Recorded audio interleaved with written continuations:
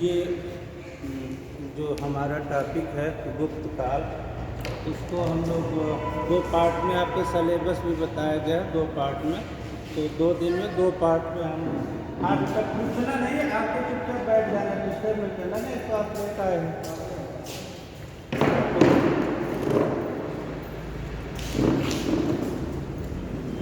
ऐसे में थोड़ी बाधा होगी, आप बार बार डिस्टर्ब करो। हाँ, क्योंकि ये पढ़ना और पढ़ाना दोनों बड़ा कंसंट्रेशन का काम है।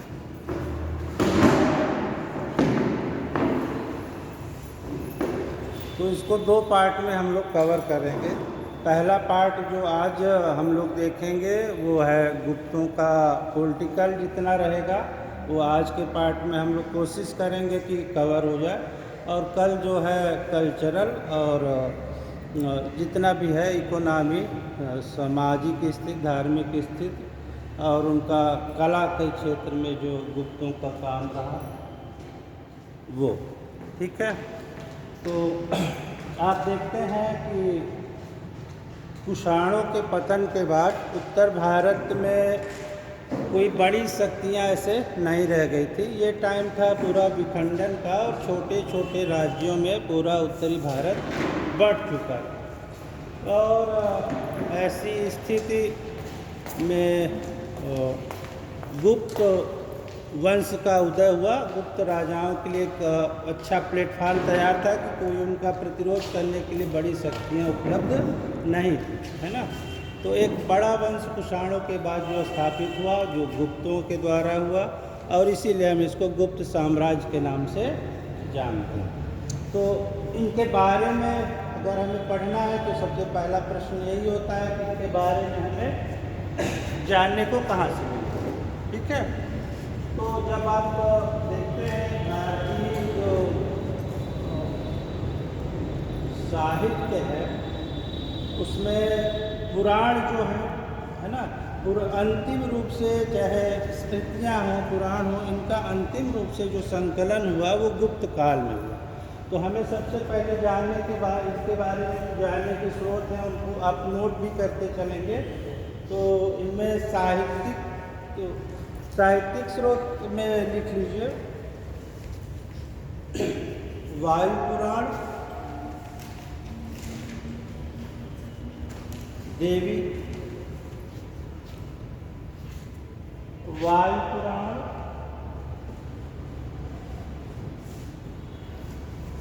हिलता बहुत है यार, देवी चंद्र उत्तम,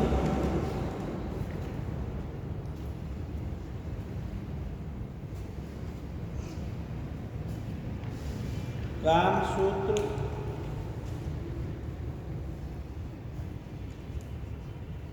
कालिदास के ग्रंथ,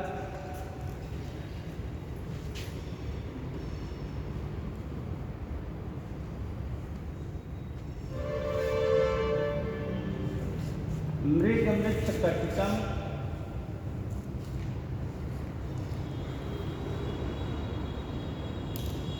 कालिदास में ग्रंथ, इनके नाम आप जानते होंगे। जब कल्चरल वाले हिस्से में यानी कल के पार्ट में इनको हम कवर करेंगे।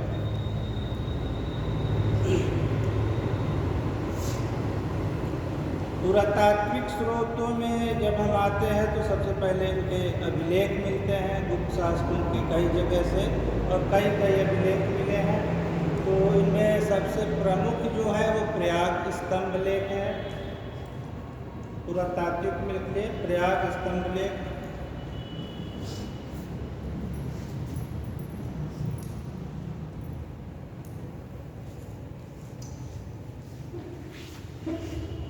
जाहिर है कहाँ से मिला है,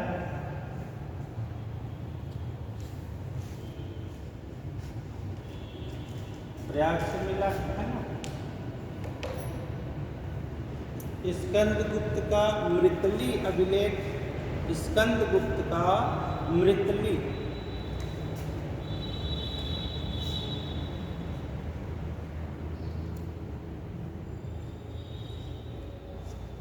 स्कंदगुप्त का मृतली अभिलेख। सिक्के मिले हैं इनके बयाना से। राजस्थान में एक बयाना जगह है, बयाना से गुप्तकालीन सिक्कों, सोने के सिक्कों का ढेर मिला है। गुप्त सोने के सिक्कों का ढेर कहाँ से? तो प्रश्न बनाना आप सीख रहे हो ना। प्रश्न इस पे क्या बनेगा कि कहाँ से गुप्तकालीन सोने के सिक्कों का ढेर मिला। तो कहाँ है? बयाना। बयाना कहाँ है? राजस्थान में है। ठीक है। अब दूसरा प्रश्न आता है कि ये थे कौन? ये कौन थे? गुप्त। तो इनका ये भी विवादित है, कई इतिहासकार अलग अलग बातें कहते हैं। तो इनको जैसे 4 वर्ण हैं, तो चारों वर्णों को इतिहासकारों ने सिद्ध करने का अपना अपना प्रयास किया। तो ये कौन थे? ये प्रश्न विवादित है। तो चारों वर्ण कौन कौन इतिहासकार किस किस वर्ण का बताते हैं, इसको भी प्रश्न पूछे जाते हैं। तो सबसे पहले क्या बताते हैं? शूद्र वर्ण। ठीक है। तो शूद्र वर्ण कौन बताता है? 4 वर्ण।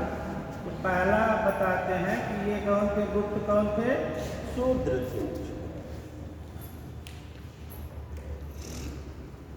तो इस मत के मानने वाले जो है वह है काशी प्रसाद जायसवाल।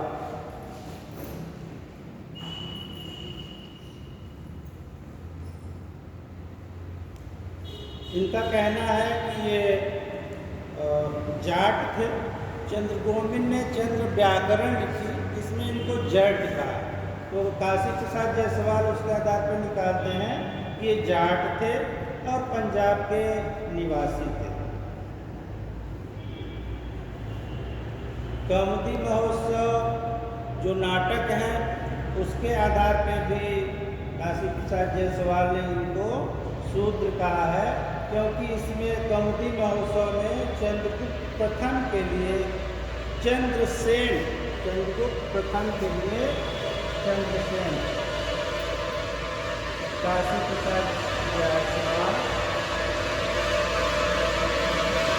इस आधार पर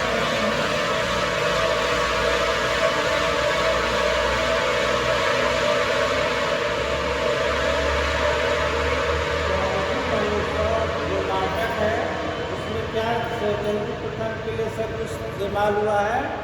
इसमें चंद्रगुप्त प्रथम के लिए चंद्रसेन शब्द का इस्तेमाल हुआ।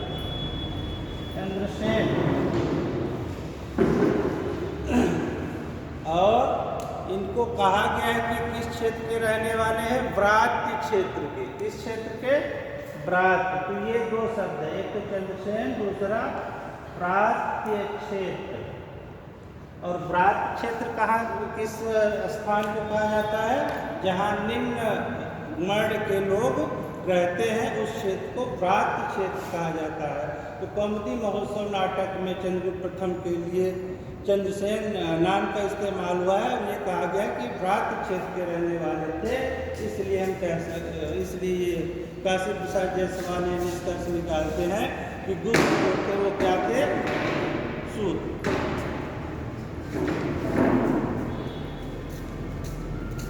दूसरा जो मत है वो कहते हैं कि वैश्य। क्या है? वैश्य। कौन कौन कहता है इस बात को? रोमिला थापर और अल्तेकर।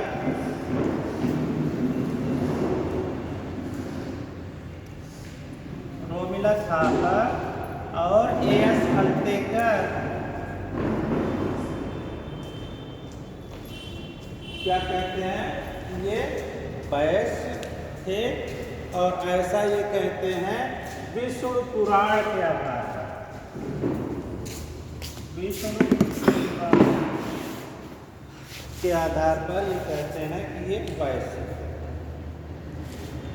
तीसरा मत क्या कहता है कि ये क्षत्रिय थे।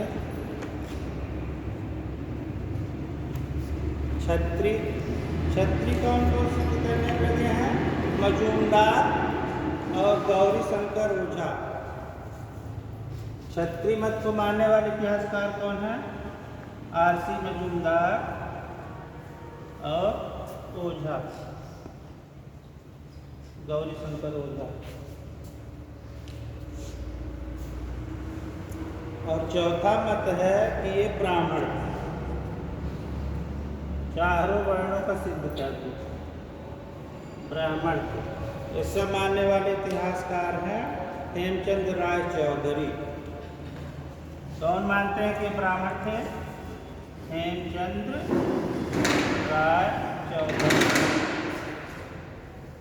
और ऐसा ये स्कंद पुराण के आधार पर कहते हैं।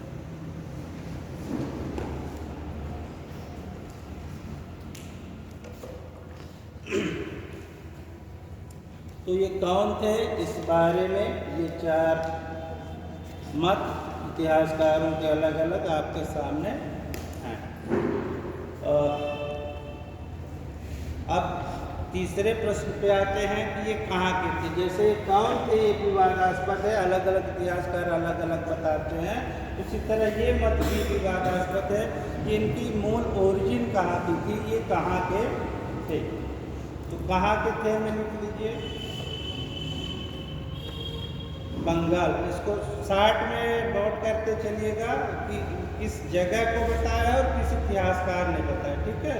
तो जो ये कहते हैं कि ये बंगाल के मूल निवासी थे, उन इतिहासकार का नाम है मजूमदार, आरसी मजूमदार।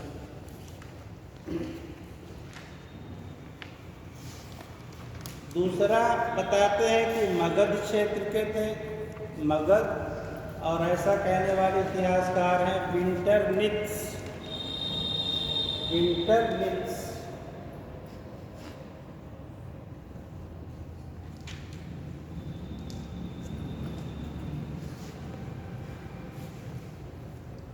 मगध बताते हैं, मगध। और आरसी गोपाल एक इतिहासकार हैं आधुनिक, आरसी गोपाल, जो बताते हैं कि ये गुप्त जो हैं ये आधुनिक उत्तर प्रदेश के मूल निवासी थे। और ये जो इनका मत है आरसी गोपाल का, गुप्त उत्तर प्रदेश के निवासी थे, यही मत सबसे ज़्यादा सर्वमान्य, ठीक है। और एक और चीज़ नोट कर लीजिए आप कि कुषाणों के जब पतन हुआ तो कई गणराज्य बने और कुछ राज्य बने। तो कुषाणों से जो इस क्षेत्र में अगर हम इनको यूपी का माने तो सतलज और यमुना के दोआब में जिनका राज था वो थे पुणिंद, ठीक है। और पुणिंदों के बाद गुप्त आए। तो पुणिंद इतने बड़े नहीं थे। तो हम मोटे तौर पर इतिहास में या जो प्रश्नों पूछा जाता है कि तो उसको कहते हैं कि गुप्त जो है वो कुषाणों के क्या थे? शुरुआती दिनों में सामंत थे। ये प्रश्न पूछा जाता है कि गुप्त किसके सामंत थे? तो कुषाणों के सामंत, चाहे तो आप नोट कर सकते हैं। अब हम आते हैं इसके चौथे बिंदु पे, जो है इस वंश के जो राजा हुए हैं। तो पहला जो राजा हुआ है इस वंश का, क्या नाम है? हाँ बताएं। श्रीगुप्त। क्या नाम है? श्रीगुप्त। तो इसका 2 जो है सिक्के मिले, ठीक है। एक पे गुप्त लिखा है और एक पे श्रीगुप्तस्य लिखा है। तो इन्हीं से हम पहचान इसकी करते हैं। तो पहला राजा हो गया कौन? श्रीगुप्त।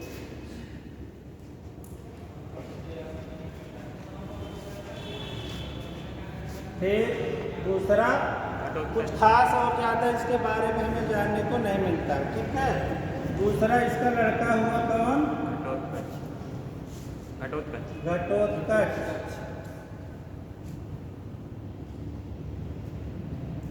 ठीक है।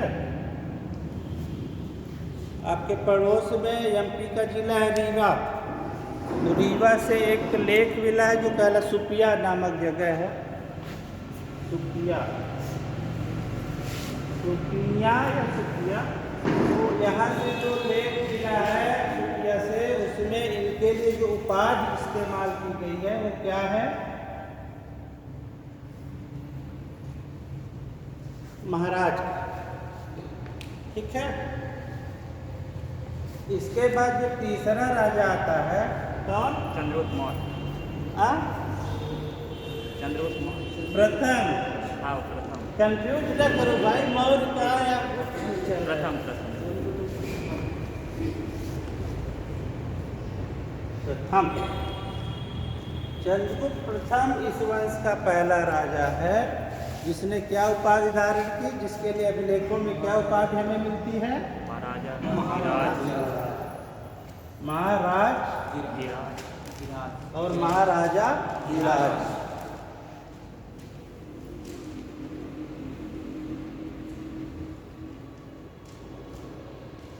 ठीक है। तो महाराज की उपाधि से हमें लगता है कि ये छोटे राजा या सामंत के रूप में शासन कर रहे थे। और चंद्रगुप्त प्रथम जब गद्दी पे बैठता है तो उसका टाइटल होता है महाराजा धीराज। तो इससे ये लगता है कि ये बड़ा था, है ना, और ये स्वतंत्र शासक के रूप में अब सामने आ चुका था। इसका एक और काम है, इसने क्या चलाया था?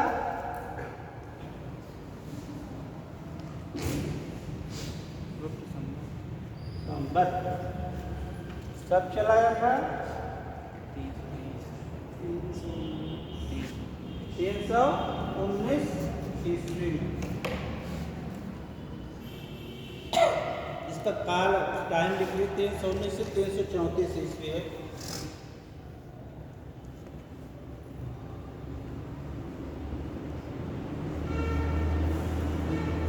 क्या चलाया था?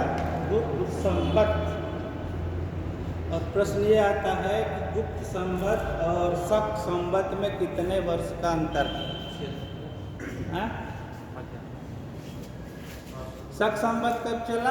78 है ना, और ये 319 में, तो घटा लेंगे आप, कितना आएगा? 319 में 78 घटाएंगे तो कर लीजिए। और गुप्त वंश में चंद्रगुप्त के बारे में एक और जो जानने वाली चीज है, क्या? गुप्त वंश का ये पहला शासक है जो चांदी की मुद्राएं, गुप्त काल में पहली चांदी की मुद्राएं किसकी मिली? चंद्रगुप्त प्रथम की। तो प्रश्न इससे बना लेंगे आप कि गुप्त काल में चांदी की मुद्राएं चलाने वाला पहला शासक कौन था? चंद्रगुप्त। बोलना करो भाई, एक पक्षी नहीं रहे ना, थोड़ा बातचीत भी होती रहेगी।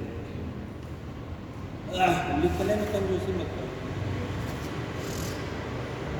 इसका राज्य विस्तार हम देखें तो ये आधुनिक बिहार को ले लें और आधुनिक जो उत्तर प्रदेश है उसका ज़्यादातर हिस्सा चंद्रगुप्त प्रथम के पास आ चुका है।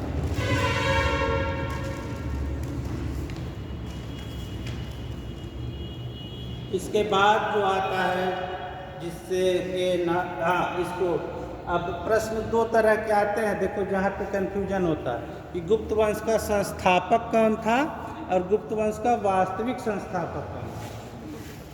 तो संस्थापक में तो आप इसको टिक करेंगे और वास्तविक में आप क्लियर है ना। तीसरा बड़ा शासक, चौथा जिसके नाम से गुप्त वंश या कहें गुप्त साम्राज्य जिसको कहें, जिसने स्थापित किया, वो नाम है क्या? क्या नाम है? समुद्रगुप्त।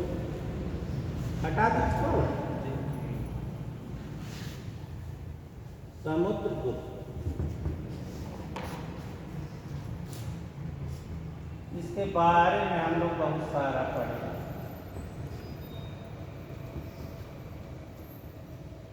335 से 375 ईस्वी इसका शासन काल है। 35 से 300।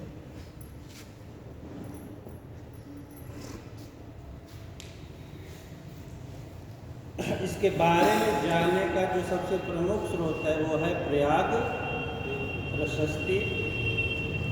प्रयाग प्रशस्ति ब्राह्मी लिपि में लिखी हुई है, विशुद्ध संस्कृत भाषा में है और चंपू शैली में है। 3 प्रश्न हैं।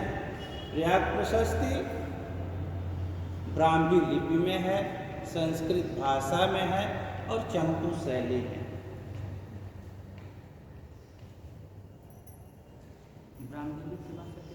ब्राह्मी लिपि, लिपि उसकी जो है वो ब्राह्मी है, भाषा जो है संस्कृत है और जो लेखन की शैली है वो चंपू शैली कहलाती है। हाँ। इसके 6 प्रकार के सिक्के मिले हैं। सिक्के जो समुद्रगुप्त के मिले हैं वो 6 प्रकार के हैं। गरुड़ प्रकार, गरुड़,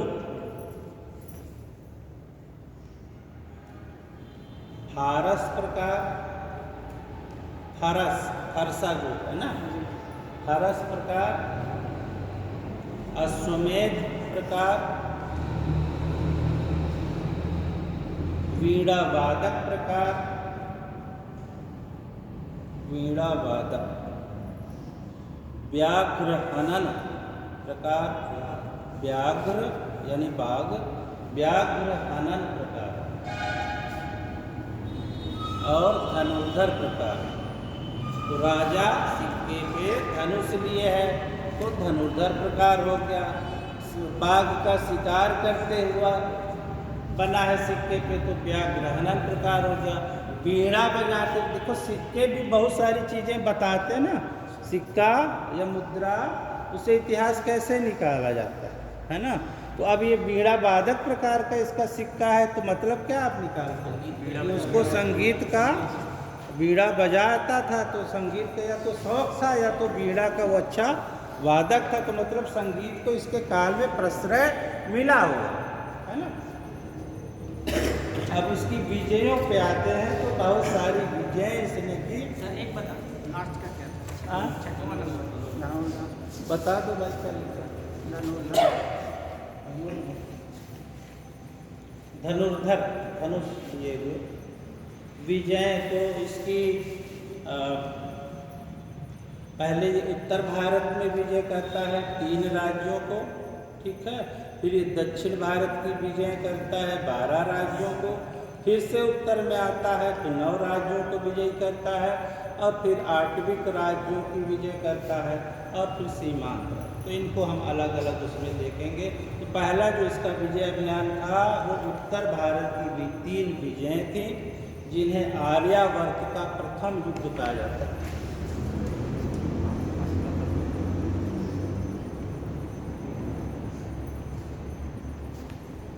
आर्यावर्त का प्रथम युद्ध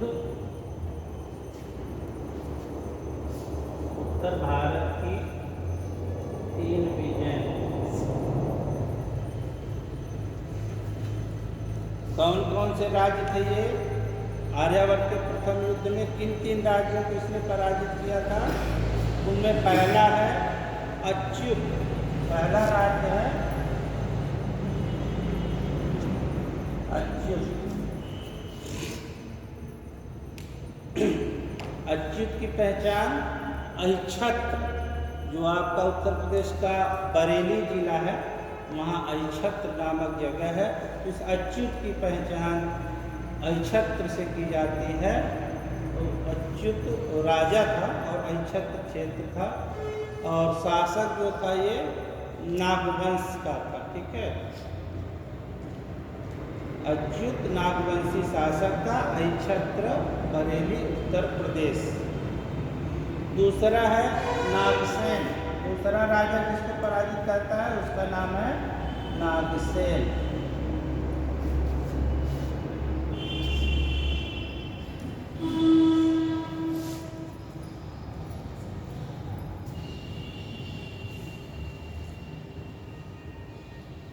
पद्मावती।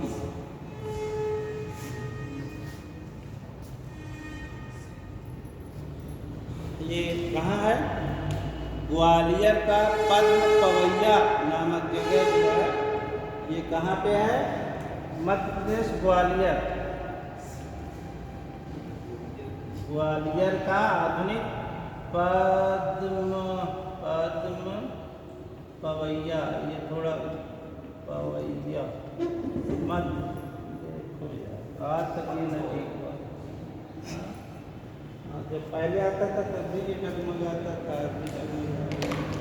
सर ये किस वंश का शासक था? नागवंश का, ये भी नागवंश का। तो नागार्जुन वाला नाग सिंह नहीं है? हाँ? नागार्जुन वाला कौन नागार्जुन? जो कनिष्क के साथ नागवंश अलग है पहले। पद्मावती नागसेन नागवंश का शासक था। पद्मावती और उसकी पहचान की जाती है ग्वालियर के पद्म पवैया से। और तीसरा जो उत्तर भारत की आर्यावर्त की प्रथम विजय थी, वो था, राजा था कोटकुलज। क्या था नाम राजा का? कोटकुलज।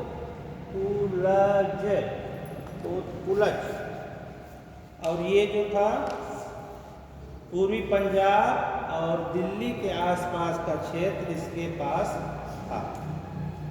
पूर्वी पंजाब व दिल्ली के आसपास का क्षेत्र।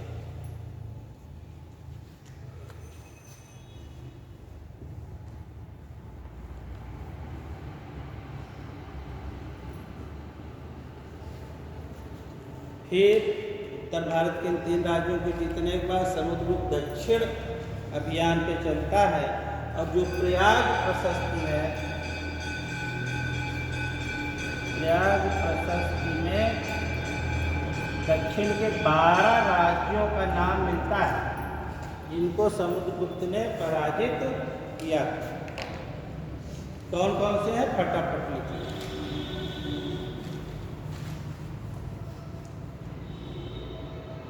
पहला है कोसल का महेंद्र।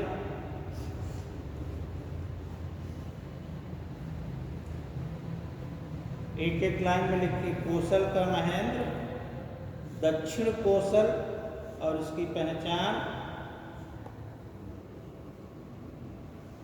रामपुर, बिलासपुर और संभलपुर, इनसे किया।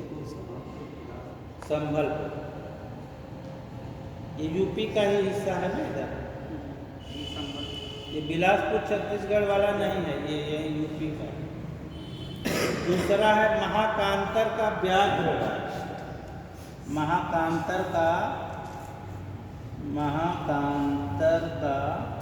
व्याघ्र राज।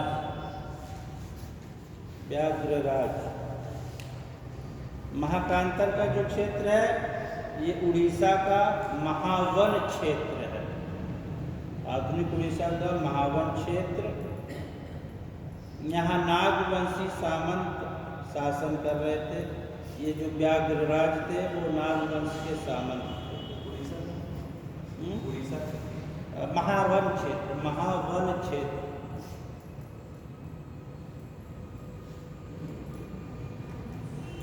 कोसल का मंडराज। कोसल का राजा मंडराज।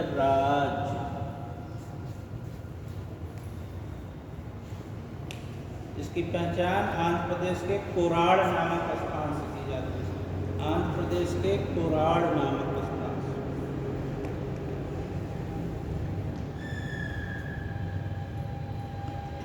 थोड़ा स्पीड बढ़ाए रहना भाई बहुत। पिष्टपुर का महेंद्रगिरी।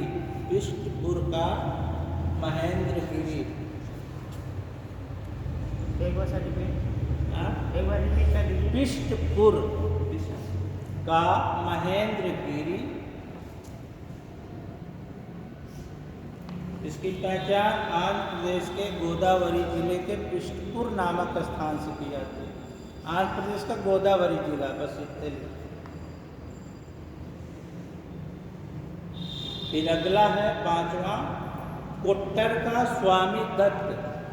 कोट्टर का उत्तर का राजा है स्वामी दत्त। उत्तर का स्वामी दत्त। इसकी पहचान उड़ीसा के गंजाम जिले, इसकी पहचान उड़ीसा के गंजाम जिले के कुट्टूर नामक स्थान से। कुट्टूर, ये लिख लो, उड़ीसा का गंजाम जिला। छोड़ो, आगे बढ़ो। एरंडपल का दमन। एरंडपल, एरंडपल का शासक है दमन। ये एरंडपल विशाखापट्टनम का में है। कहाँ है? विशाखापट्टनम। विशाखापट्टनम, विशाखापट्टनम आप जानते हैं कहाँ है? आंध्र प्रदेश। कांची का विष्णुगोप। अगला है कांची का विष्णुगोप।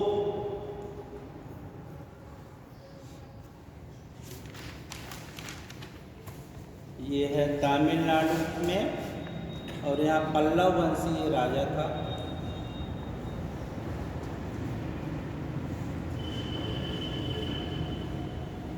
अगला है अवमुक्त का नीलराज। अवमुक्त, अवमुक्त का नीलराज।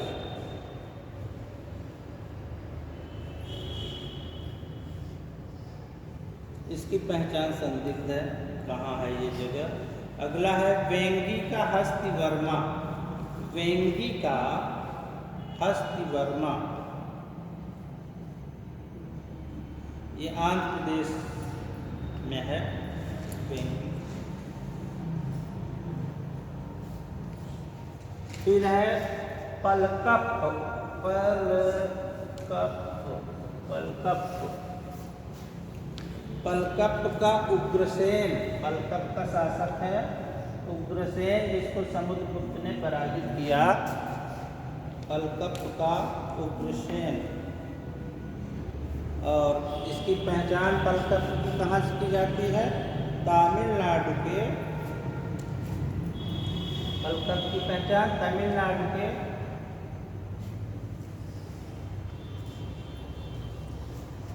वेल्लोर, नेल्लोर, तमिलनाडु के नेल्लोर, नेल्लोर से पहचान की जाती है इसकी। अगला है देवराष्ट्र का कुबेर। 11वां है ना, देवराष्ट्र का कुबेर। कुबेर, ये इसकी पहचान विशाखापट्टनम का, विशाखापट्टनम के एलमचली, एलमचली नामक स्थान से की जाती है। विशाखापट्टनम का एलमचली। और लास्ट है आपका 12वां, दक्षिण भारत का 12वां राज्य जिसको समुद्रगुप्त ने पराजित किया, उसका नाम है कुस्थलपुर के धनंजय। कुस्थलपुर के शासक धनंजय। कुस्थलपुर का धनंजय।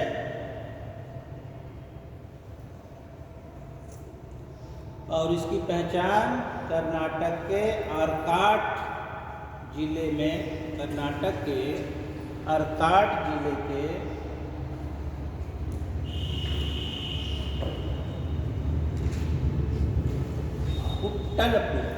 कुट्टलपुर से की जाती है।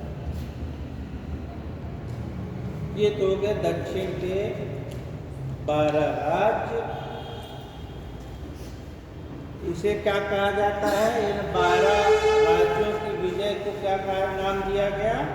इसको नाम दिया गया दक्षिणापथ का युद्ध। और राय चौधरी जो इतिहासकार हैं, समुद्रगुप्त की दक्षिण विजयों को धर्म विजय नाम देते हैं। किस इतिहासकार ने समुद्रगुप्त की दक्षिण विजयों को धर्म विजय कहा है? तो राय चौधरी। और दक्षिण के 12 राज्यों के साथ समुद्रगुप्त के युद्ध को क्या नाम दिया गया? दक्षिणापथ का युद्ध।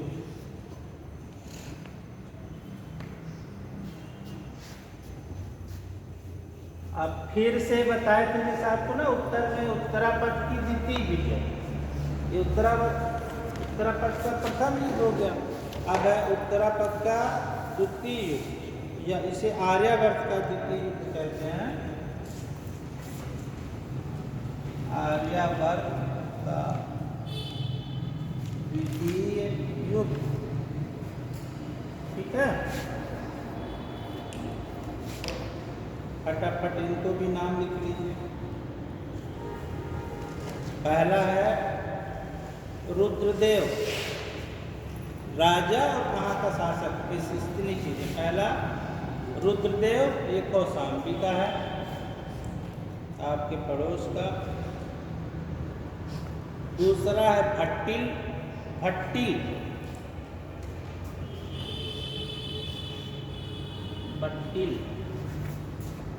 भट्टिल कहाँ का शासक है? बुलंदशहर का, बुलंदशहर। तीसरा है नागदत्त,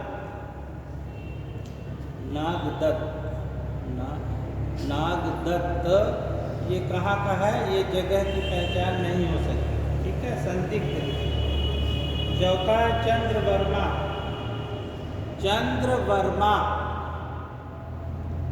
और ये है पश्चिम बंगाल के बांकुड़ा का शासक, पश्चिम बंगाल के बांकुड़ा।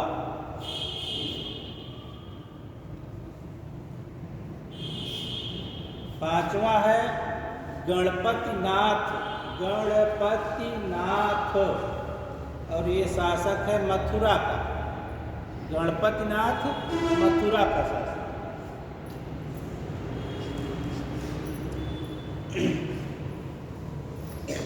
छठा है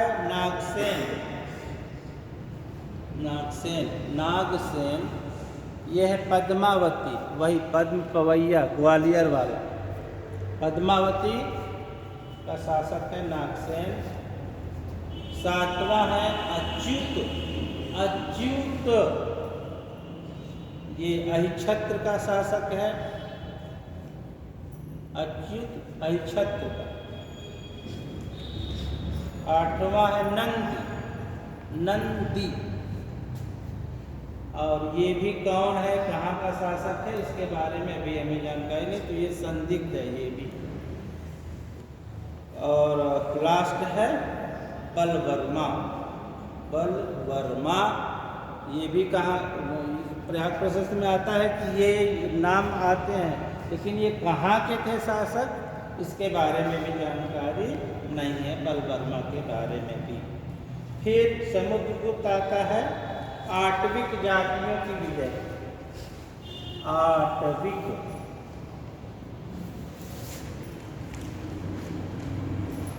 जातियां, आठविक जातियां उत्तर प्रदेश के गाजीपुर से लेकर, उत्तर प्रदेश के गाजीपुर से मध्य प्रदेश के जबलपुर तक फैली थी। उत्तर प्रदेश के गाजीपुर से लेकर मध्य प्रदेश के जबलपुर तक फैली थी। इनको भी समुद्रगुप्त ने क्या किया? पराजित किया।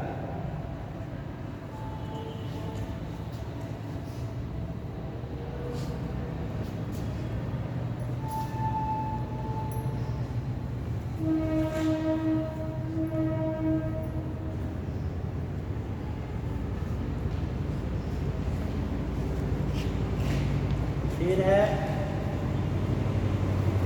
सीमावर्ती, या इन्हीं को प्रत्यंत राज्य कहा गया है, और ये 5 राज्य हैं जिनकी समुद्रगुप्त विजय करता है। प्रत्यंत या सीमावर्ती राज्यों में 5 राज्य हैं। कौन कौन से? पहला समतट,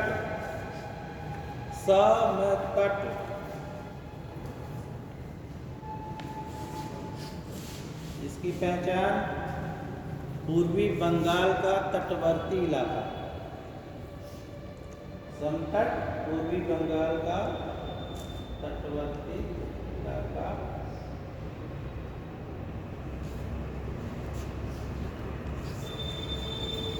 दूसरा है डवाक।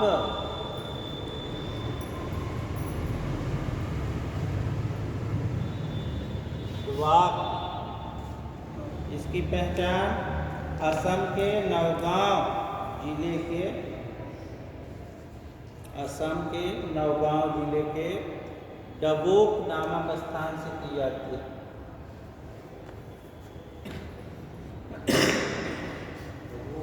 डबोक।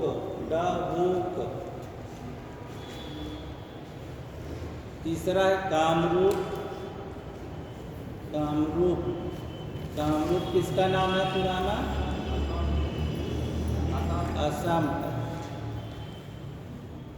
कामरूप। चौथा है कर्तपुर।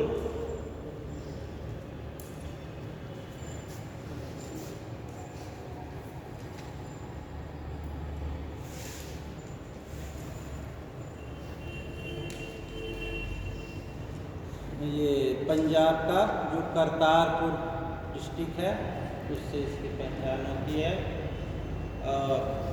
पांचवा जो प्रत्यंत राज्य है उसका नाम है नेपाल।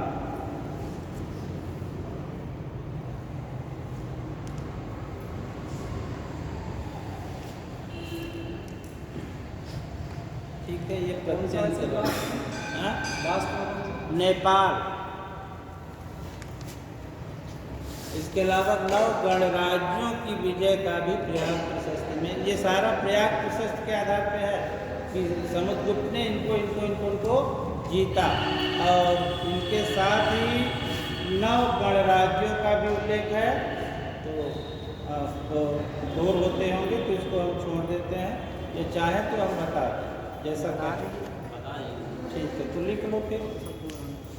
प्रयाग प्रशस्ति में 9 गणराज्यों का उल्लेख है। पहला है मालव। ये कहाँ के रहने वाले थे? दसपुर। और दसपुर कहाँ है? मंदसौर। दसपुर श्रेणी नाम याद आ रहा है कुछ? ये प्रश्न कहीं ना कहीं टकराया होगा आपसे। अभी आगे आएंगे करवा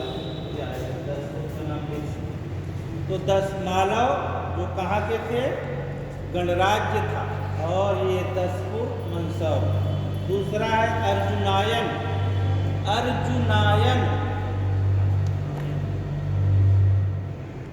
आगरा और जयपुर का क्षेत्र जो था ये अर्जुनायनों के कब्जे में था। अर्जुनायन, आगरा, जयपुर। तीसरा है यौधेय।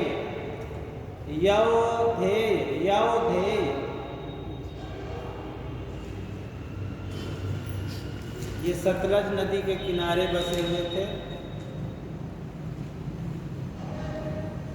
चौथा है मद्रक। ये रावी और चिनाब नदियों के बीच बसे थे। रावी और चिनाब नदियों के बीच बसे थे। आभीर।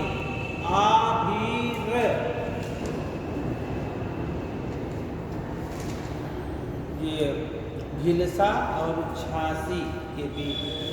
भिलसा है विदिशा, ठीक है, विदिशा जो नाम है, विदिशा का पुराना नाम। भिलसा और झांसी के बीच बसते थे ये। और ये क्षेत्र जो था वो क्या कहलाता था? अहिरवार क्षेत्र। छठा है प्रार्जुन।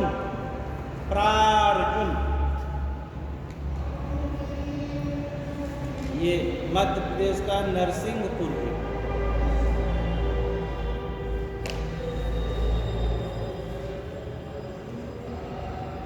सनकानिक। उधर आवाज आ रही पीछे बेटा? सनकानिक। ये भीलसा के पास पूर्वी मालवा में ये गणराज्य था। भीलसा के पास पूर्वी मालवा।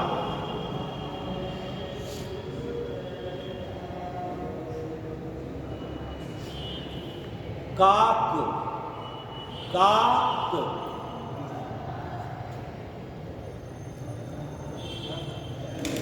काक, बड़ा का छोटा का। सांची के पास काकड़ावाड़ा जगह। सांची कहाँ है?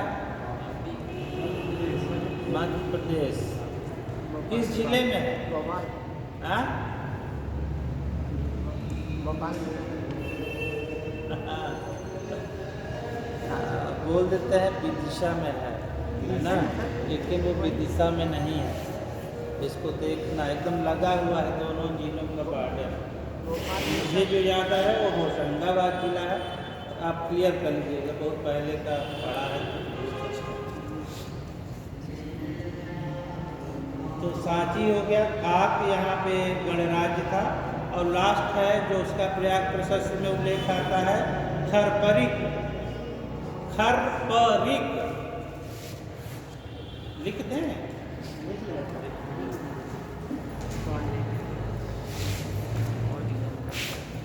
कहोगे सर आपका लिखा भी समझ नहीं आ रहा। खरपरिक ये मध्य प्रदेश का दमोह जिला है।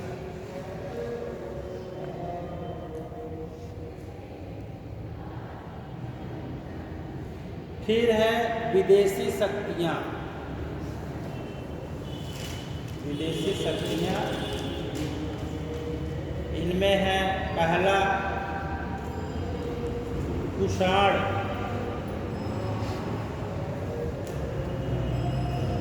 तीन विदेशी शक्तियों का भी प्रयाग प्रशस्ति में उल्लेख आता है।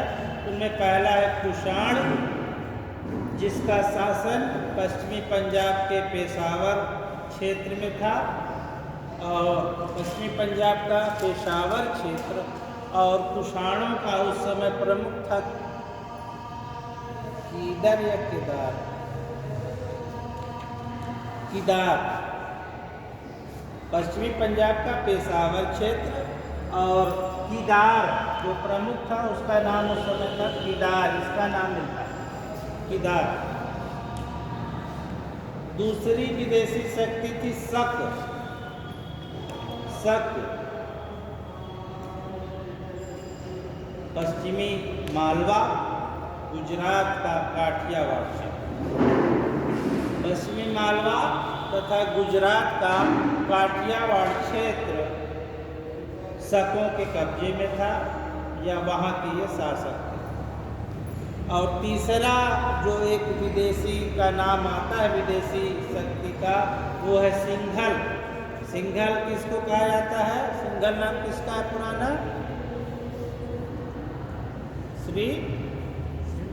श्रीलंका का। तो श्रीलंका का शासक जो इसके टाइम है उसका नाम है सिंघल वर्मा। सॉरी, मेघवर्मा। मेघवर्मा। और मेघवर्मा ने क्या उल्लेख आता है कि मेघवर्मा ने, क्योंकि श्रीलंका में बौद्ध ठीक ठाक हो गए थे, तो गया में बौद्धों के लिए निवास के लिए भवन बनाने की इसने डिमांड की या प्रस्ताव रखा या मांग की या अनुमति चाहिए। तो इसको फिर समुद्रगुप्त ने परमिट कर दिया और इसने वहाँ पे बोध वृक्ष के पास, बिहार में, गया में बोध वृक्ष के पास इसको बिहार बनवाने की अनुमति मिली। सिंघल का राजा है मेघवर्मा, जिसने गया में बोध वृक्ष के पास बिहार बनवाने की अनुमति मांगी। बिहार मतलब स्टेट से न होकर बिहार, जहाँ बौद्ध भिक्षु निवास करते थे, रहते तो उसको बिहार कहा जाता। ठीक है, तो उसको रहने के लिए धर्मशाला जिसको हम लोग कहते हैं ना, उस तरह का जी विहार। तो इसको समुद्रगुप्त ने विहार बनवाने की अनुमति दी और इसने वहाँ बनवाया। ये समुद्रगुप्त की विजय हो गया। अब समुद्रगुप्त का इन विजयों के आधार पर हम देखें तो उसका राज्य कितना फैला था, है ना, कितना बड़ा था। तो राज्य विस्तार में आप देखें तो पूर्व में आप इसमें नक्शे में उत्तर में आप जाएंगे तो कहाँ से तक था? हिमालय। उत्तर में कर लो आप हिमालय। हिमालय से लेकर के दक्षिण में कहाँ तक विस्तृत था? विंध्य पर्वत श्रृंखलाओं तक। विंध्य, ठीक है। पश्चिम में पूर्वी मालवा तक और पूर्व में बंगाल से तो एक मत ही है कि बंगाल के थे, तो बंगाल की खाड़ी।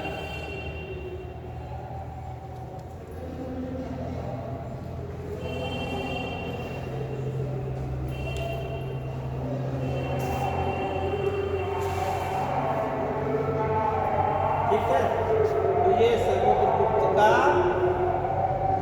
अब इसका भौगोलिक भारत का मानचित्र देखो, और अभी का नहीं है ना, अभी तो बाद का मानचित्र अलग है। फिर भी मोटा मोटी आप अनुमान लगा लो तो समझ में आएगा कितना बड़ा क्षेत्र है ना। बंगाल खाड़ी यार पूर्व में होगी हमारे हिसाब से, बताओ। हमने गलत बनाया है क्या? मैप में जब बनाते हैं बेटा, ऊपर तरफ तुम्हारी इस दिशा से मतलब नहीं होता है। मैप पे उत्तर ऊपर की तरफ ही होता है ना, और दक्षिण ऐसे ही बनता है। जो हमारी समझ है, बाकी मैं कुछ कह नहीं सकता। अब इसकी जो नीति थी, उत्तर भारत की विजय, दक्षिण भारत की विजय। तो उत्तर भारत, जो दक्षिण भारत की विजय थी, उसको कहा गया ग्रहण मोक्षानुग्रहण। ये शब्द में 3 शब्द आपके आएंगे। दक्षिण विजय को, समुद्रगुप्त की दक्षिण विजय को क्या नाम दिया गया है? क्या नाम दिया गया है? अरे बोला करो भाई, भूल जाता। ग्रहण मोक्षानुग्रह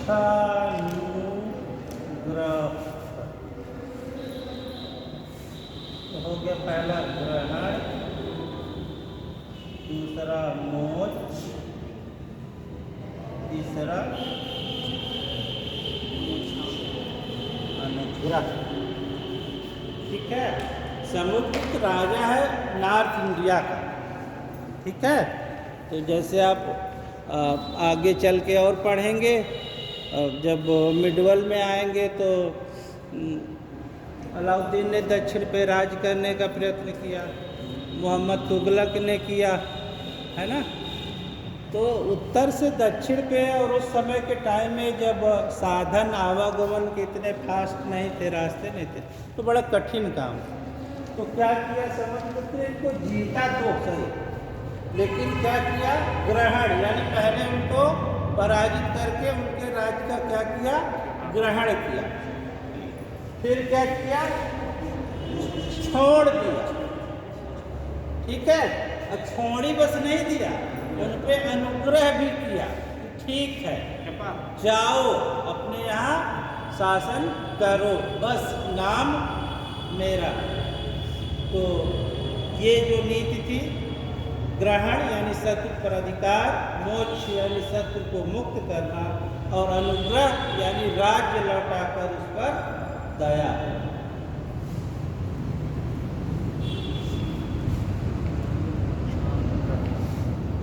और आर्यावर्त यानी उत्तर भारत की जो विजय थी, उसको नाम क्या दिया गया? उसकी नीति को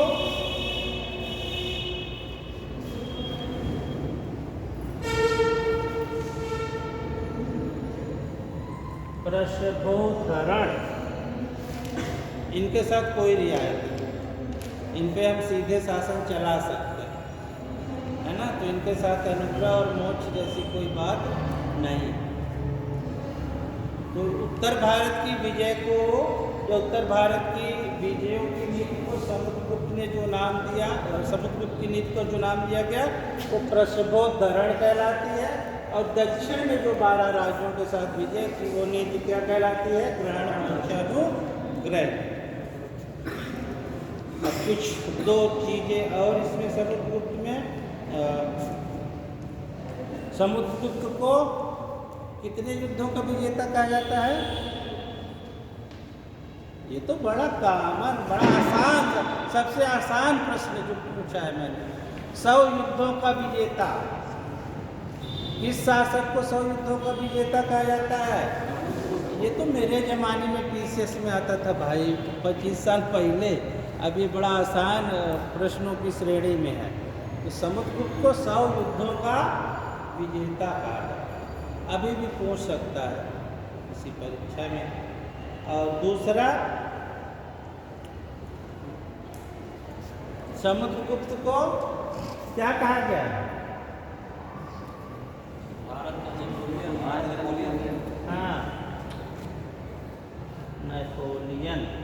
तो नेपोलियन भारत कहा गया, तो उसके पहले आपको जानना पड़ेगा नेपोलियन क्या था, तब तो हम तुलना करेंगे ना, तो पढ़ेंगे आप वर्ड स्कूल।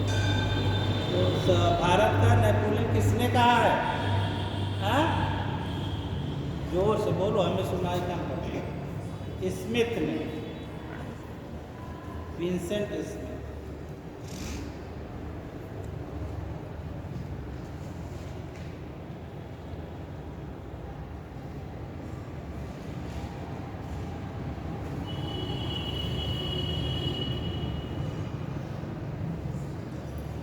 इसका स्कंदगुप्त का जो भीतरी लेख है और प्रभावती का पूर्णा ताम्रपत्र, स्कंदगुप्त का भीतरी अभिलेख और प्रभावती के पूर्णा ताम्रपत्र में समुद्रगुप्त को अश्वमेध यज्ञ करने वाला बताया गया। स्कंदगुप्त के भीतरी लेख तथा प्रभावती के पूर्णा ताम्रपत्र में समुद्रगुप्त को अश्वमेध यज्ञ करने वाला बताया गया है। और प्रभावती गुप्त का ये जो पूर्णा ताम्रपत्र है उसमें समुद्रगुप्त को कविराज की उपाधि दी गई।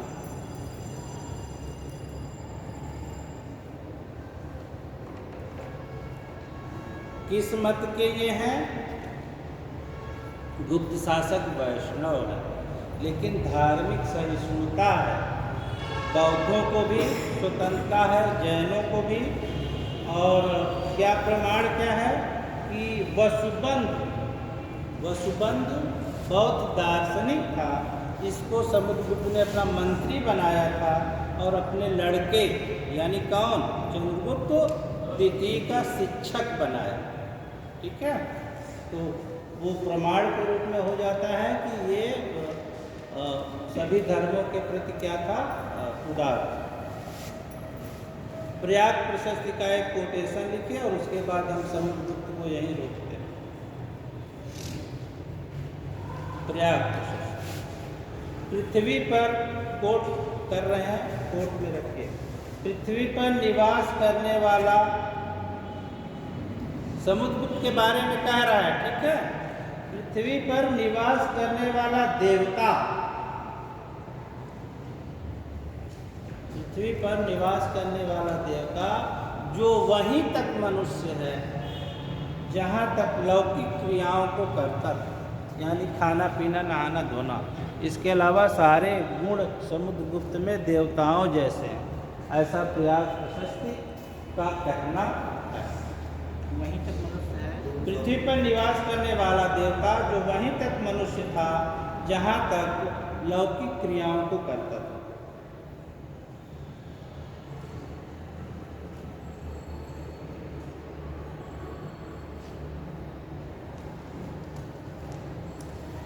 एक शासक का समुद्रगुप्त के बाद नाम आता है, बहुत दिनों तक तो उसको माना ही नहीं गया कि इस नाम का कोई शासक था भी गुप्त वंश में, वो है रामगुप्त। ठीक है, रामगुप्त देवी चंद्रगुप्तम जो नाटक है उससे किसने लिखा? विशाख दत्त का है। तो विशाख दत्त का देवी चंद्रगुप्तम नाटक, बाण भट्ट का हर्षचरित और राजशेखर की काव्य मीमांसा और भोज के श्रृंगार प्रकाश, इतने ग्रंथ हैं ये जिनमें रामगुप्त का नाम भी मिलता है समुद्रगुप्त और चंद्रगुप्त के बीच में। तो ये साहित्यिक प्रमाण हो गया इसका। जो अभिलेखी प्रमाण है, संजन, कम्बेल और सांगली, ये 3 अभिलेख हैं। ये राष्ट्रकूट राजाओं के हैं और उनमें भी रामगुप्त का उल्लेख होता है। भिलसा और एरण ये 2 जगहें हैं जहाँ से जो मुद्राएं मिली हैं उन पे भी श्री रामगुप्त लिखा है। तो इससे भी ये अभिलेखी या पुरातात्विक साक्ष्य भी है जो बताता है कि इस नाम का गुप्त वंश में शासक हुआ। 1924 तक रामगुप्त को गुप्त वंश का शासक नहीं माना जाता। 1924 में आर.डी. बनर्जी ने ये इन प्रमाणों के आधार पर बताया कि रामगुप्त भी गुप्त वंश का ही शासक था। किसने बताया?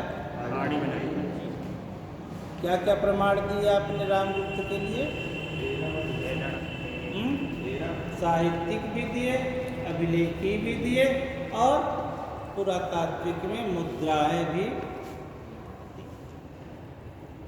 ठीक है, भिलसा और एरण से मिली हैं रामगुप्त के नाम की मुद्राएं। अब आ जाइए अगले शासक पे। ये जो अगला, ये समुद्रगुप्त को आपने देखा कि ये बहुत सारा साम्राज्य विस्तार करता है, इसलिए उसका नाम। और इसका नाम जो हम लिखने जा रहे हैं, ये राज्य विस्तार के लिए नहीं जाना जाता, ये कल्चरल, साहित्यिक, इन सब गतिविधियों के लिए इसका नाम है। इसका टाइम लिख लीजिए 375 से 415 ईस्वी। बहुत है, अभी थोड़ा स्पीड पढ़ाओ, समय कम। इसकी जो उपाधियां थी, देवराज, देवपुत्र, पुत्र नहीं देवपुत्र और देवश्री।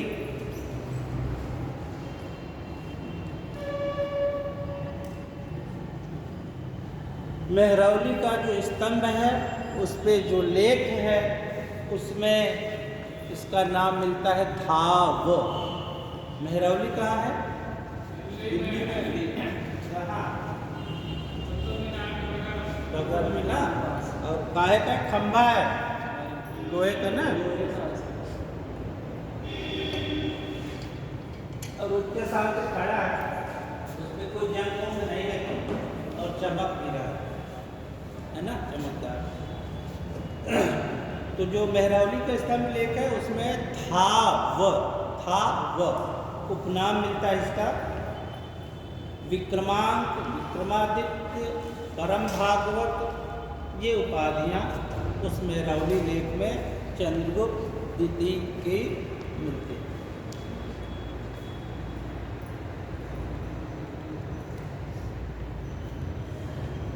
उज्जैनी को या उज्जैन को दूसरी राजधानी बनाया किसने? चंद्रगुप्त द्वितीय। उज्जैन को दूसरी राजधानी बनाया।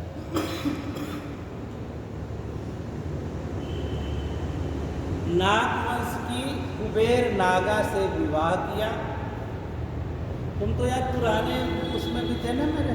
हाँ, तो कुबेर नागा में पढ़ाया था, प्रभावती गुप्ता, याद है? हमें याद आ रहा है।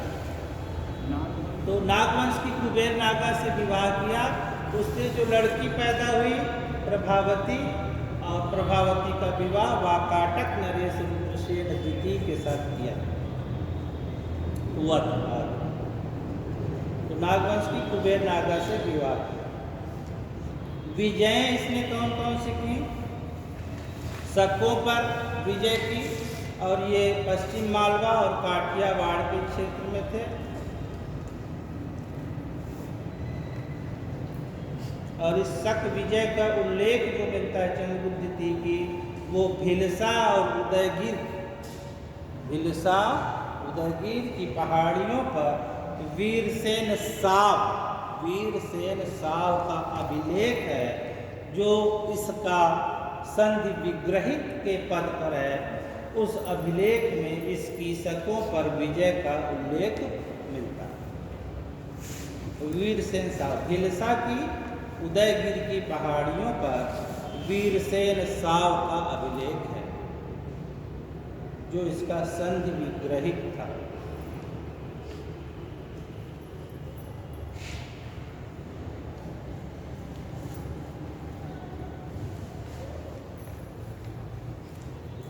और इसी का प्रमाण सांची से आम्रकारगव का अभिलेख है, उससे भी मिलता है। आम्रकारगव इसका सेनापति था, उससे भी शकों पर विजय का अभिलेखी प्रमाण मिलता है। जो उस समय इसका प्रतिद्वंदी शक शासक था, उसका नाम था रुद्रसेन तृतीय। शकों पर विजय प्राप्त की इसने, इसके रुद्रसेन तृतीय पर, ठीक है। और जो याद करने वाली चीज है कि शक विजय के उपलक्ष्य में इसने चांदी के सिक्के चलाए। शक विजय के उपलक्ष्य में चांदी के सिक्के जारी किए।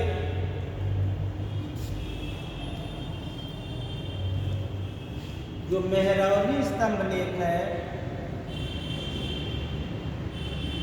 इस पे क्या नाम मिलता है? चंद्र, ठीक है। तो ये चंद्र कौन है? इस पे भी प्रश्न उठा कि ये चंद्रगुप्त मौर्य है, चंद्रगुप्त प्रथम है, चंद्रगुप्त द्वितीय है ना। इस नाम से ये शासक हैं।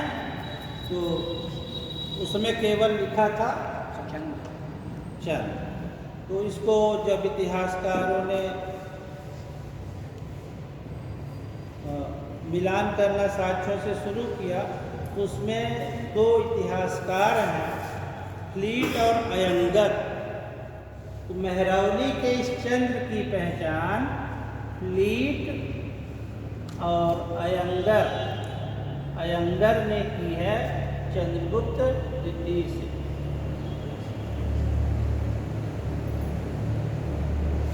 इसने कहा कि ये चंद्र जो मेहरौली स्तंभ पे है, जिसके बारे में इतना कुछ इस लेख में लिखा हुआ है, वो चंद्र कौन है? चंद्रगुप्त द्वितीय है, ऐसा बताया फ्लीट और अयंगर।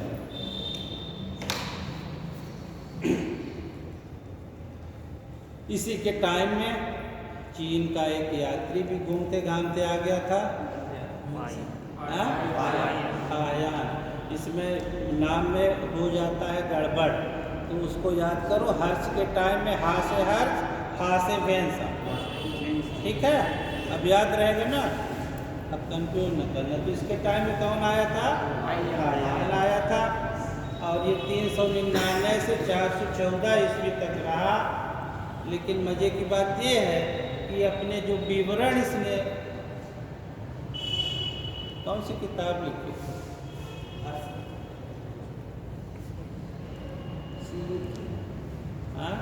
नाम तो यही मेरे दिमाग में भी आ रहा है, लेकिन क्लियर कर देना। CU की शायद था, वेंसांग ने कौन सी? CUP से हर्षवर्धन है ना। चलो देखना कहीं मिलेगा तो हमें भी याद नहीं। हर्षवर्धन। तो मजे की बात यह कि इतने साल तक रहा ये, लेकिन किसी राजा का नाम अपने विवरण में ये नहीं देता। चंद्रगुप्त के रहा, पाटलिपुत्र में रहा, घूमा सब जगह, लेकिन चंद्रगुप्त का नाम भी ये अपने विवरणों में, किसी भी राजा का नाम ये नहीं लिखता। और मध्य देश को ये ब्राह्मणों का देश बताता है। और पाटलिपुत्र जो इनकी एक राजधानी भी थी, प्रथम राजधानी, वहाँ से ही वो फिर चीन के लिए वापसी की यात्रा आरंभ करता है।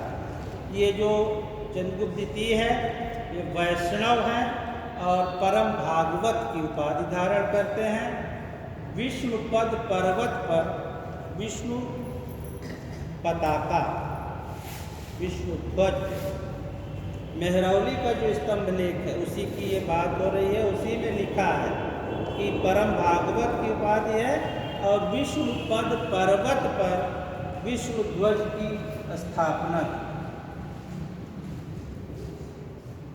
विष्णुपद पर्वत ये पहाड़ होगा या जगह होगी, और क्या इसने किया?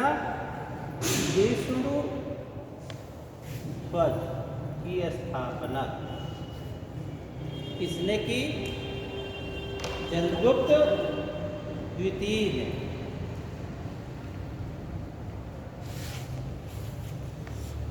इसका जो संधि विग्रहित वीरसेन साव ये बता रहे हैं कि रिलीजियस क्या कंडीशन है इस जो आप लिख रहे हैं कि ये क्या उपाधि धारण करता है? परम भागवत की।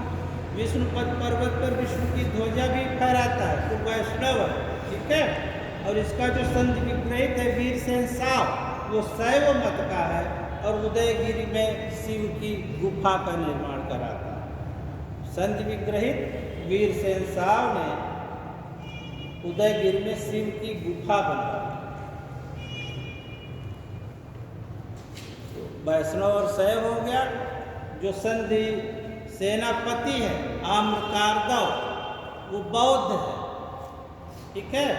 और सांची के लेख में लिखा है कि उसने 25 दिनार और ईश्वर वासक नामक गांव सांची बौद्ध विहार को दान में दिया। चाहे तो लिख लें। अब हम आ जाते हैं, इसके दरबार में 9 रत्न थे, तो उनके नाम तो अकबर के 9 रत्न आपको याद होंगे, है ना? हम मान लेते हैं कि याद है। इसके भी दरबार में 9 रत्न थे। कौन कौन से थे? हाँ, लिख डालो। कालिदास,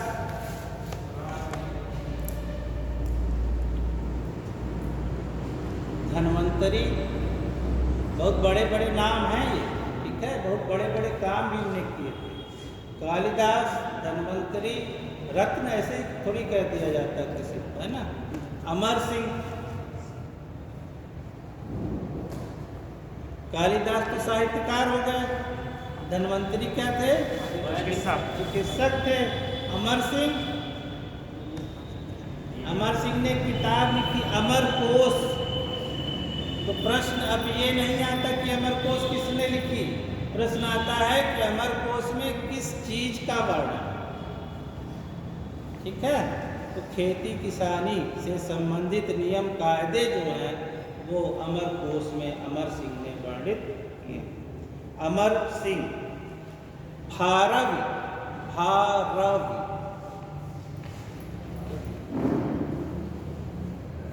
वाराह मिहिर,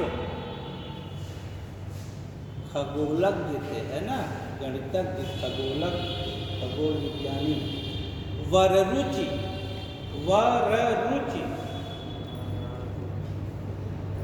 वेताल भट्ट, छपड़क,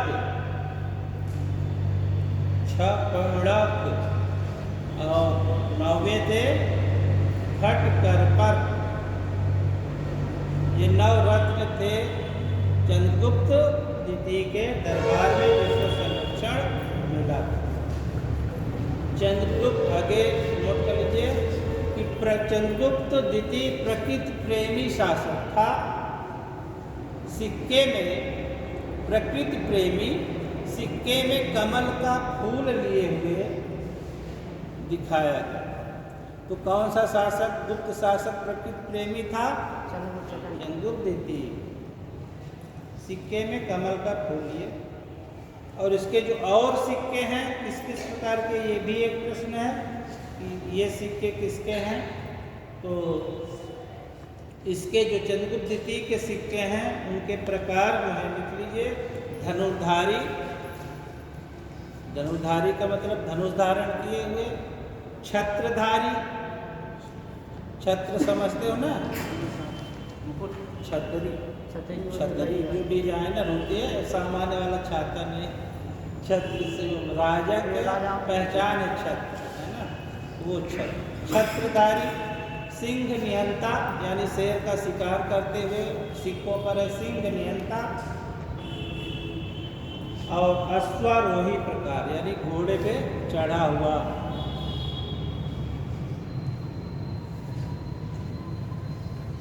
ये फ्रंट सिक्के के दो पृष्ठ हुए ना, हेड और टेल जिसको बोलते हैं आप, तो ये फ्रंट पे ये है और पृष्ठ भाग पर लक्ष्मी की मूर्ति बनी। चंद्रगुप्त द्वितीय के सिक्कों के पृष्ठ भाग पर लक्ष्मी की मूर्ति है। केवल एक प्रकार का जो सिक्का है सिंह नियंता प्रकार, उसमें दुर्गा की मूर्ति बनी।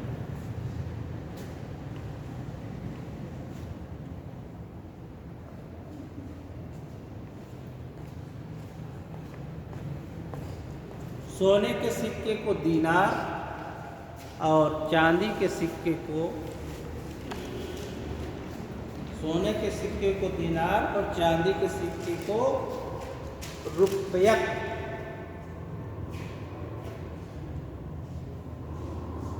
रुपयक कहा जाता था।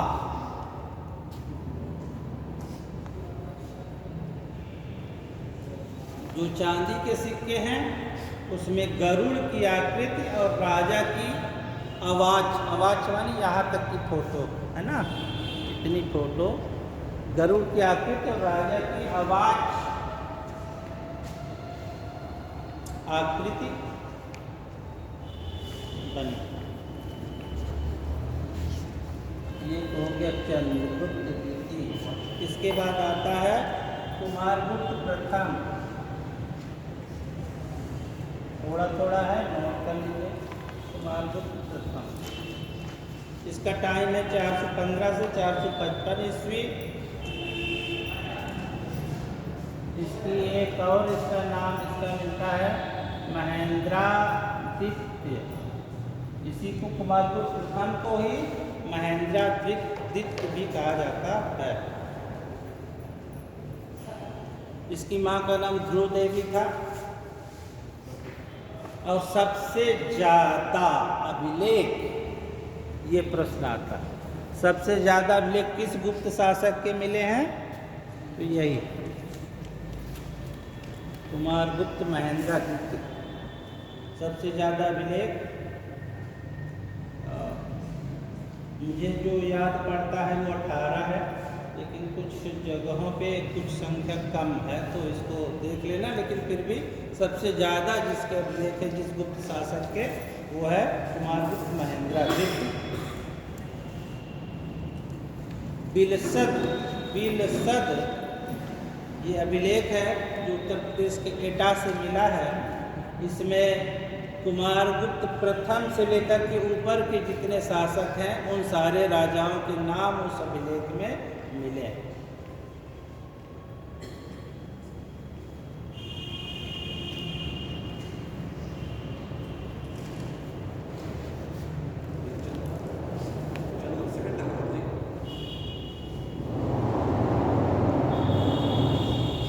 मंदसौर अभिलेख ये प्रशस्ति है। प्रशस्ति मतलब इसमें राजा का क्या किया जाता है, गुणगान किया जाता है ना, उसके क्या क्या इसकी उपलब्धियां, ये सारा कुछ थोड़ा थोड़ा बड़ा बड़ा बताया जाता है। ये प्रशस्ति रचना है और इसको मंदसौर अभिलेख को लिखा किसने? ये प्रशस्ति है और इसकी रचनाकार हैं वत्स भट्ट।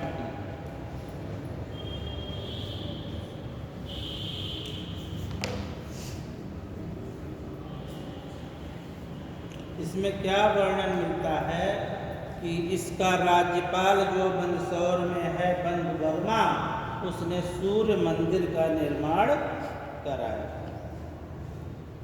मंदसौर प्रशस्ति में राज्यपाल बंदवर्मा द्वारा सूर्य मंदिर के निर्माण का उल्लेख है। और मंदसौर का इसका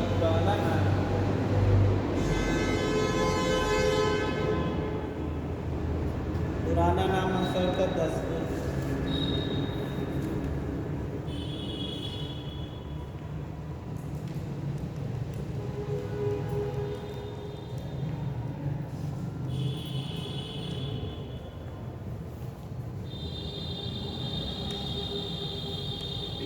तांबे की इसकी मुद्राएं ज़्यादा मिली हैं और उन पे मयूर की आकृति और अश्वमेध पराक्रमः लिखा है, तो यानी इसने अश्वमेध यज्ञ कराया। अब देखो आए ये वैष्णव, लेकिन आकृति किसकी बना रहे हैं? मयूर की। मयूर किसका है? कार्तिकेय का। कार्तिकेय पुत्र हैं भगवान शिव के। वो शिफ्ट हो रहा है ना, शैव और वैष्णव का मेल हो रहा है।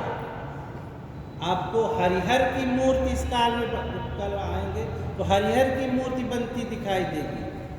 हरिहर भी वही है, शिव और विष्णु का मेल से जो बन रहा है।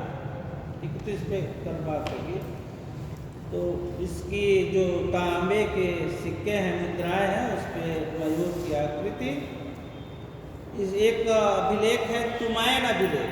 तुमैन अभिलेख ये मध्य प्रदेश के ग्वालियर से मिला है। तुमैन अभिलेख मध्य प्रदेश के ग्वालियर से। इसमें इसको क्या कहा गया है, उसी से अनुमान आप लगा लेंगे। तुमैन अभिलेख में इसे यानी कुमारगुप्त प्रथम को शरदकालीन सूर्य की भांति कहा गया। शरदकालीन सूर्य, सर्दी में सूर्य कैसा होता है? ताप उसका कम हो जाता है। तो मतलब इसका प्रभाव क्या हो रहा है? गुप्तों का जो वो था ना औरा, वो अब कम हो रहा है। वो तुमैन अभिलेख में ही लिखा हुआ है। शरदकालीन सूर्य किस अभिलेख में? किस शासक को? प्रश्न ये हो गया कि शरदकालीन सूर्य किस शासक को कहा गया है, किस अभिलेख में कहा गया है, कहाँ से मिला, है ना। ये 4-5 प्रश्न आपके एक में हो।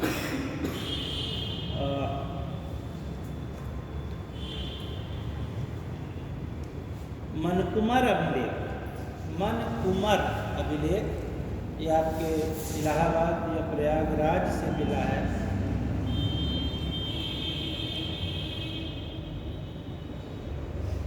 इसी के टाइम का है और उसमें उल्लेख है कि बुद्ध मित्र ने बुद्ध की मूर्ति स्थापित कराई। बुद्ध मित्र नामक कोई व्यक्ति है, इसने बुद्ध की मूर्ति स्थापित कराई। मनकुमर अभिलेख। और इसके टाइम एक और बहुत बड़ा काम हुआ जिसके कारण भारत का नाम है, मतलब गिना जाता है उसको भी। वो है क्या है, बताएगा कोई?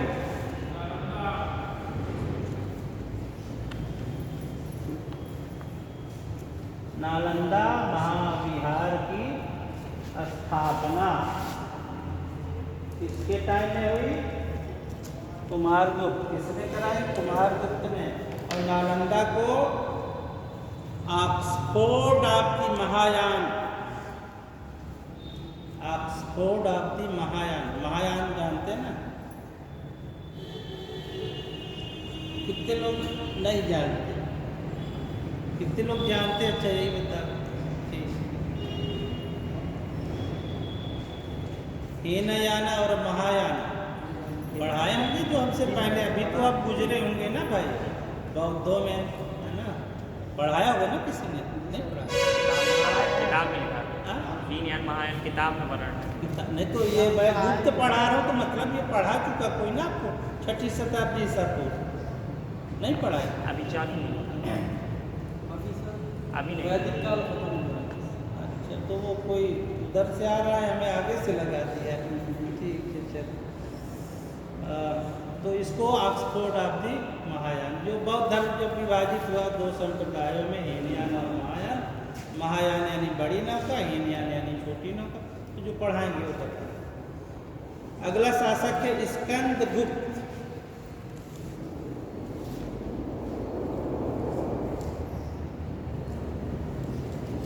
इसकी उपाधि थी त्रयादित्य। बहुत ही खराब हो रहा है क्या? ये हिलता इतना है भाई, तो हमारी लिखावट भी त्रयादि 455 से 467 ईस्वी।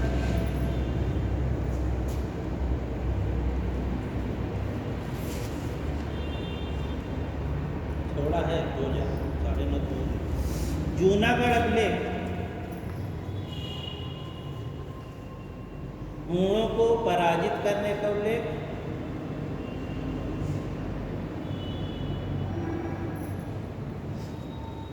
ये आप घर जाएंगे, आपके पास इतिहास की कौन सी किताब है?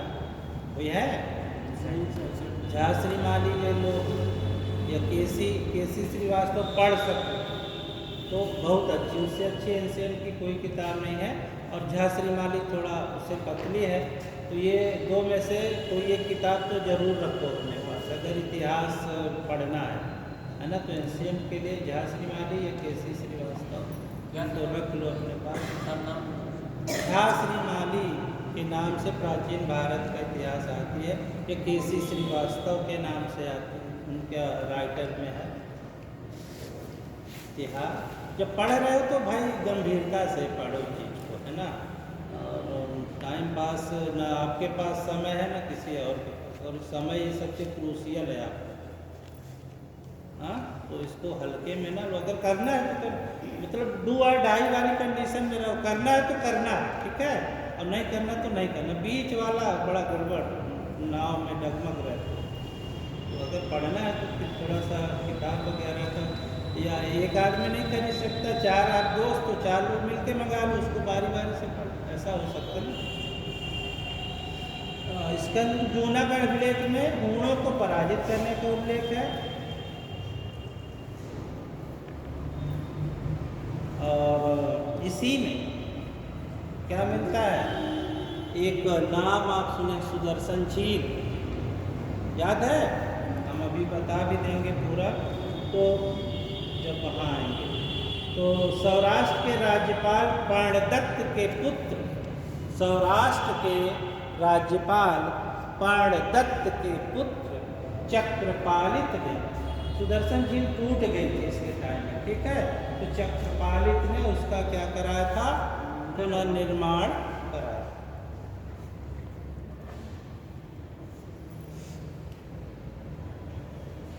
इसके काल में अब हूणों के आक्रमण होने लगे, ठीक है।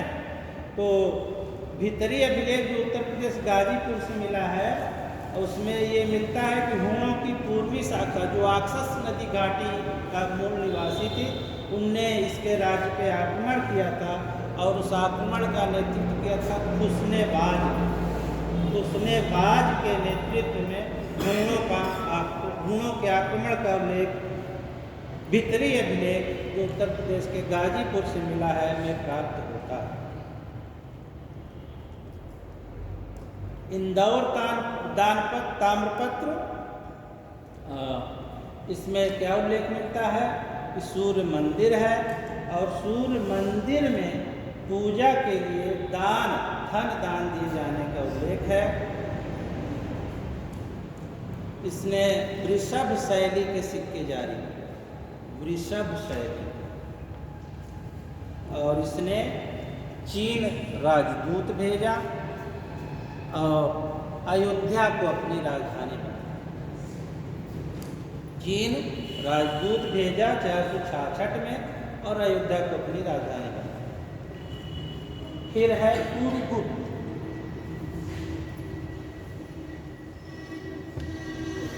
पुरगुप्त। ये स्कंदगुप्त का सौतेला भाई था और कुमारगुप्त का बड़ा पुत्र था। 467 से 469 बोलेंगे, 469 ईस्वी तक ये शासक रहा, और इसने वैष्णव मत को छोड़ करके बौद्ध धर्म अपना लिया। इसके बारे में इतना ही। इसके बाद पुरगुप्त के बाद कुमारगुप्त द्वितीय शासक बनता है। कुमारगुप्त द्वितीय 469 से 477 ईस्वी तक, 469 से 477 ईस्वी। इसके बाद बुद्धगुप्त शासक बनता है बुद्धगुप्त 477 से 500 ईस्वी तक ये बौद्ध था और नालंदा बौद्ध विहार जिसने दान दिया। बुद्धगुप्त बौद्ध नालंदा विहार को दान दिया। फिर है नरसिंहगुप्त बालादित्य। नरसिंहगुप्त बालादित्य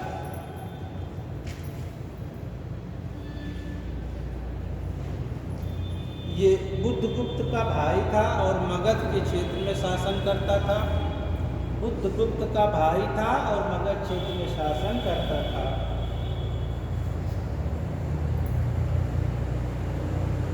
और इसके काल में तोरमाड़ और मिहिर कुल के नेतृत्व में हूणों ने आक्रमण किया था। तोरमाड़ और मिहिर कुल के नेतृत्व में हूणों ने आक्रमण किया। फिर है फानुगुप्त इसी के टाइम का है 510 ईस्वी का एरण अभिलेख। एरण अभिलेख क्यों प्रसिद्ध है, कोई बताएगा? हाँ, पहला सती प्रथा का जो अभिलेखी साक्ष्य है वो एरण अभिलेख से है। कल्चरल में याद रखना कि सती प्रथा का भी प्रचलन गुप्त काल में हो चुका था। तो 510 ईस्वी का एरण स्तंभलेख गोपराज जो इसका मित्र था, भानुगुप्त का राजा का मित्र है गोपराज, वो हूणों से लड़ता हुआ मारा गया था। उसकी पत्नी सती हुई थी और ये जो हूण था वो था तोरमाड़ के। अगला शासक है वैन्यगुप्त।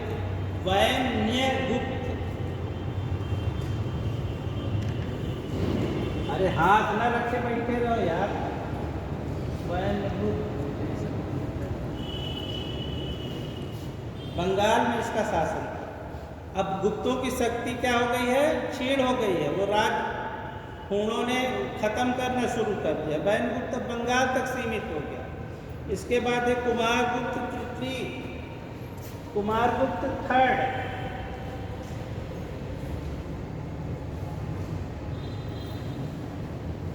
कुमारगुप्त थर्ड 2 मिनट बेटा खत्म हो गया। 550 तक शासन करता था। अब लिख ली पतन के कारण फटाफट और सुदर्शन झील के बारे में 2 मिनट में बता दें, खत्म कर इसको। पहला अयोग्य और निर्बल उत्तराधिकारी, सुन लो इसको और याद रहेगा। तो पहला अयोग्य और निर्बल उत्तराधिकारी आप देख ही रहे हो लाइन से। साम्राज्य का जो स्वरूप था वो संघात्मक था। तो कुछ इतिहासकार कहते हैं कि साम्राज्य केंद्रीकरण न होकर के संघात्मक स्वरूप था, जिसके कारण क्षेत्रीय शक्तियों को बढ़ने का अवसर मिला। एक कारण ये हो गया। पद वंशानुगत्य, कई सारे पदाधिकारियों के नाम आप देखेंगे, उसका बाप है और उसकी पद पे फिर उसका बेटा हो गया। ठीक है, तो ये भी एक कारण हो गया। पुष्यमित्रों और हूणों के आक्रमण देख ही रहे अब, तोरमाड़ मेहरपुर। ठीक है, और बौद्ध धर्म का प्रभाव, तो बौद्ध धर्म थोड़ा शांतिप्रिय धर्म था, तो उसका भी एक कारण था। ये हो गया इनके पतन के कारण। जीन यानी घोड़े पे जो बांधी जाती है ना, समझ गए, बैठने के लिए जो घोड़े पे बांधा है जीन कहते हैं। जीन, लगाम, बटन वाले कोट और जूतों का प्रयोग ये गुप्तों ने सीखा किससे? कुषाणों से। और अब आ जाओ सुदर्शन झील पे। जो चीज़ आपको लगे नोट करनी है नोट कर लेना। कब बनी बताते जाओ फटाफट। चंद्रगुप्त मौर्य वंश में जब चंद्रगुप्त मौर्य शासक था तो उसका सौराष्ट्र प्रांत का जो राज्यपाल था, गवर्नर, पुष्यगुप्त वैश्य, उसने पश्चिमी भारत में सिंचाई के लिए इस झील का निर्माण कराया था। अशोक के काल में सुशासक ने इस पे बांध बनवाया था और यह बांध पहली बार महाक्षत्रप रुद्रदामन के समय टूटा और इसके राज्यपाल सुविशाख ने इसकी मरम्मत कराई। और दूसरी बार स्कंदगुप्त के टाइम में भारी बारिश के कारण टूटा और उस समय सौराष्ट्र प्रांत का गवर्नर था पांडदत्त, उसका पुत्र चक्रपालिक जो गिरनार का नगरपति भी था, और उसने इसकी मरम्मत कराई, घंटी बजी। आज इतना। कल गुप्त काल का जो कल्चरल वाला हिस्सा है वो इससे भी ज़्यादा है, तो कोशिश की है कि ज़्यादा चीज़ें आ जाएं, और क्योंकि 1.5 घंटे में थोड़ा सा समय कम होता है किसी चीज़ को कवर करना, और मेरी स्पीड भी थोड़ी कम है शरीर की। इसको बंद कर दो, ये रिकॉर्ड में तो नहीं जा रहा। ठीक है।